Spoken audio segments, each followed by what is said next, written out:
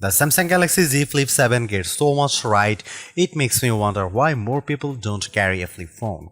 It has an amazing screen inside and a useful cover display that's truly edge to edge. I wish it had a better processor, and using Samsung's software can be a real drag, but this is still an excellent flip with capabilities competitors can't match, like Samsung's DeX. If you are curious, go check it out, slap it shut, and you will want to take it home.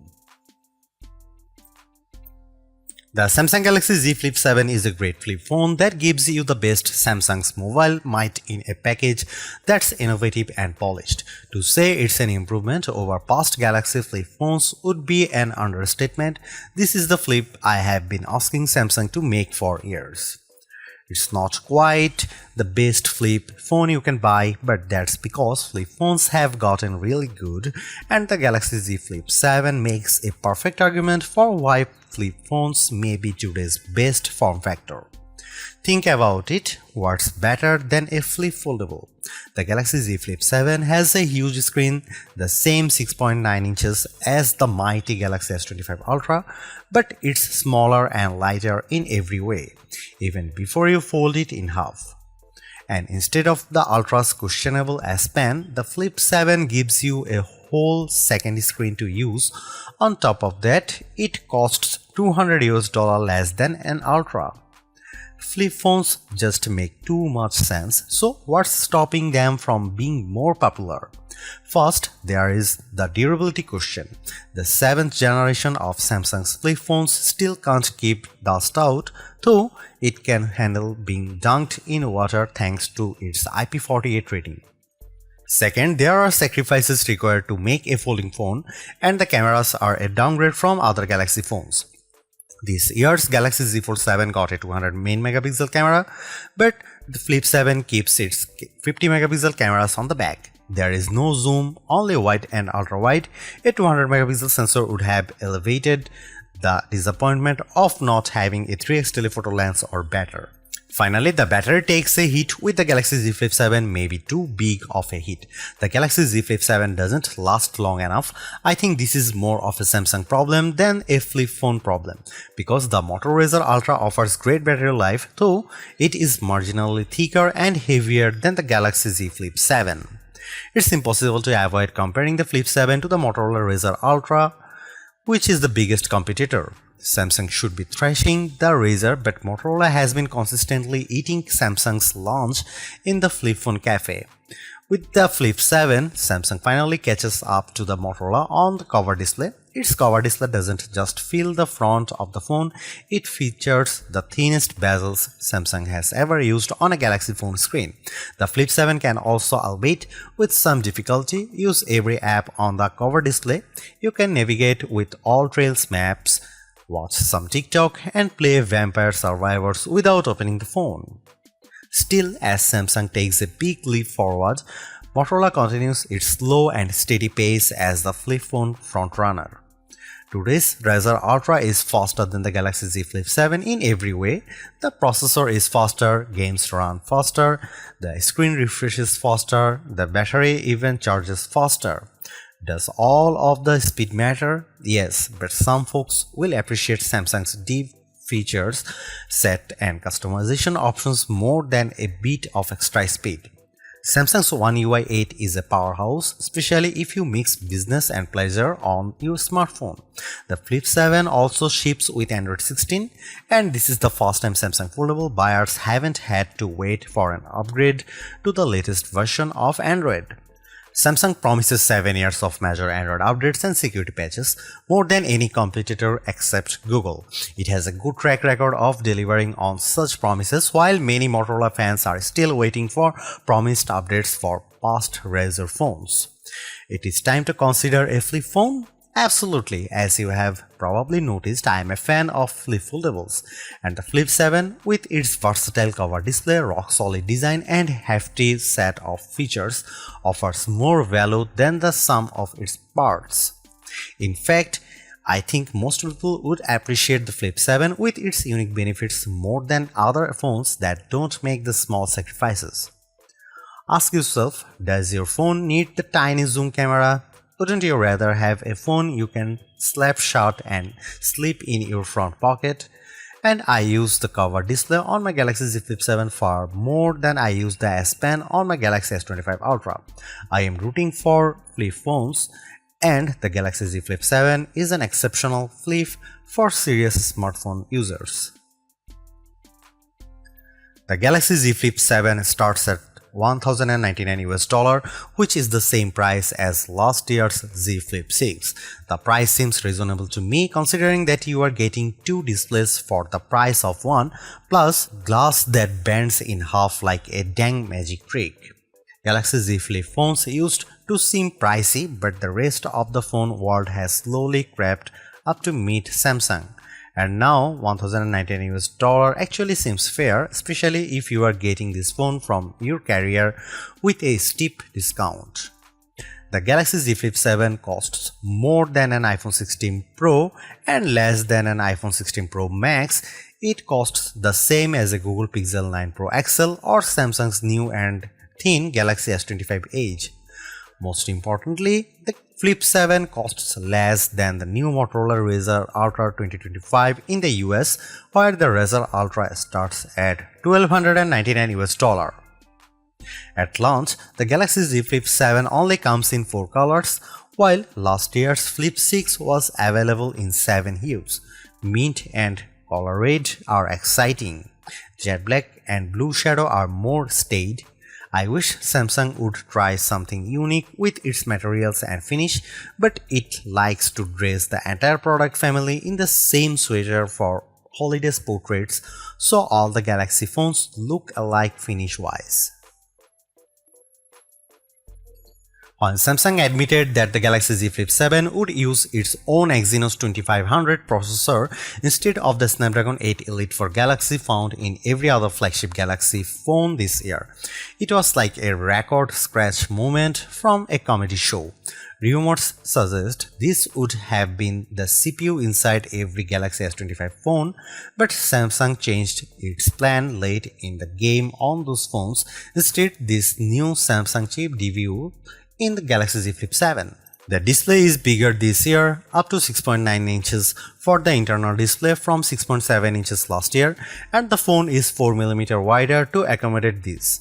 Otherwise, the specs are mostly unchanged from the Flip 6, 12GB of RAM, a 50MP wide camera, and a 12MP ultra wide, Wi-Fi 7, Gorilla Glass Victus 2 on the back cover. The battery is larger this year, but maybe not as big as it needs to be. After years of me complaining that the Galaxy Z Flip wasn't using enough of its cover space for the front screen, Samsung finally listened. The 4.1-inch screen on the front of the Galaxy Z Flip 7 takes up every possible inch. Samsung says it has the thinnest bezel ever on a Galaxy phone. The Flip 7's cover screen looks like the future of phone displays, and I am excited for the internal screen to catch up with a bezel this slim. Otherwise, the phone is a standard 2025 Galaxy model. It has flat sides with the power and volume buttons on the right. The power key acts as an effective fingerprint scanner, though it's more recessed than the power button on other Galaxy phones, and it was hard to find in the dark. I could rave about the new cover display again, but I will start with the impressive inner screen because the Galaxy Z Flip 7 has been very satisfying to use thanks to this exceptionally bright and clear AMOLED. It was always a joy to open even in bright outdoor light. Don't worry about the crease on the inner screen, it's completely invisible when you are using the phone, and it never bothered my fingers when I was swiping across the screen. After all these years, it still feels like a magic trick to fold a piece of glass in half, and it still shocks friends who haven't seen a flip foldable in person before. The Galaxy Z Flip 7's cover display is, as I have mentioned, also spectacular. The ultra-thin bezels make it seem to disappear, and you get plenty of room to work with apps and widgets on the 4.1-inch space. It's a great improvement to the Flip phone, and one I have been impatiently waiting to see. If you want a smartphone you can tweak and customize to your heart's content, get a Samsung phone. If you prefer something simpler, You can still grit your teeth and ignore most of the settings, the pop-up features, and the extra steps required to make things work. How bad is Samsung's software? Take the cover display for example. On the Motorola Razr, when you are using an app and you close the phone, the app shows up on the cover display. That's simple and intuitive. On the Galaxy Z Flip 7, not even close. To use an app on the front screen, you have to find the setting to enable apps on the cover display. This isn't in the cover display setting menu. It's in a menu called Advanced Settings and then Labs. Labs, can you imagine a more frightening way to hide a crucial feature? Why not just calling it Dungeon? And once you find Labs, you have only gotten started. You can enable a few pre-selected apps to work on the cover display, Maps, Messages, Netflix, or you can download another widgets called Multistar from the Galaxy App Store. Multistar creates a home screen that lives on your cover display, and on that screen you can add any app on your phone. On the cover, you swipe to the Multistar screen and tap the app you want to open. Unfortunately, you can't set any of these up on the cover display itself. You can't even add widgets to the cover display without opening the phone. It feels like Samsung is still getting the hang of this whole cover display thing, but the Flip 7 is its best effort yet. Aside from those issues, I have many questions about Samsung's AI strategy. The company has a habit of talking up features that even never materialize. The Galaxy Z Flip 7 was supposed to have a special version of Google Gemini that could talk to me live while the flip screen was half closed. But I haven't been able to find a mode that works that way. Samsung's now brief home screen widgets and app is also a key selling point for its AI features, but it is truly a useless bit of software.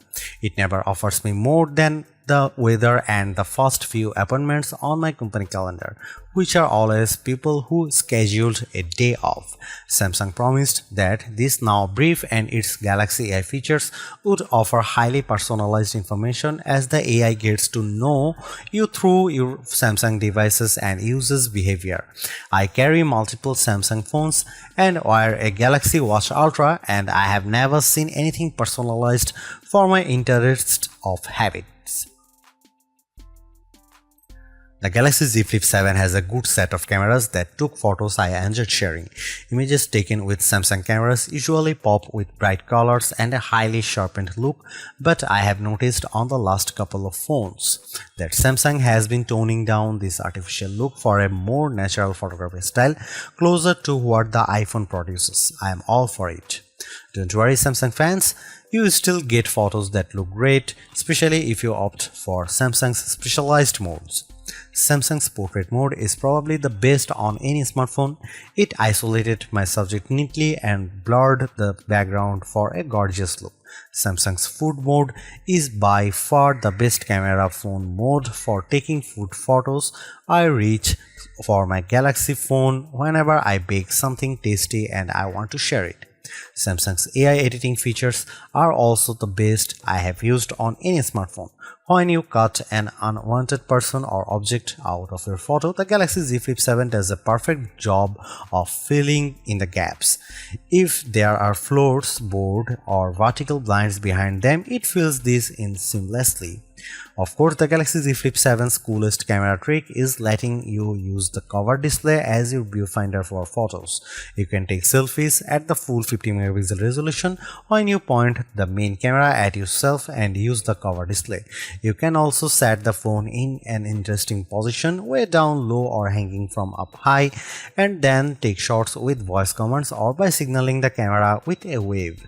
My only complaint is that lack of a real zoom lens. I have a kid who plays sport and the digital zoom isn't good enough to capture him on the field.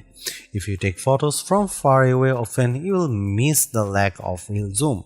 Maybe Samsung should try a zoom camera instead of an ultra-wide on the Flip 8. Here are some camera samples of the Samsung Galaxy Z Flip 7.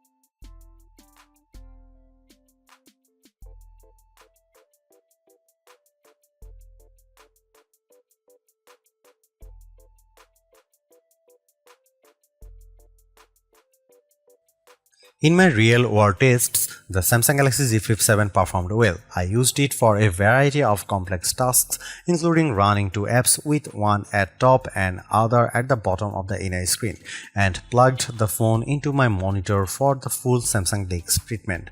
I like Samsung DeX because I have all of my work accounts for email, Slack and Google Drive on my phone, so when I use my phone I don't need to log in again as I do when I use my laptop. I just plug my phone into my USB-C laptop dock and get a little bit of work done, then unplug and go. Samsung Z Flip 7 was great at this, and I'm happy to see DeX on the Flip 7 after missing it on last year's Flip 6.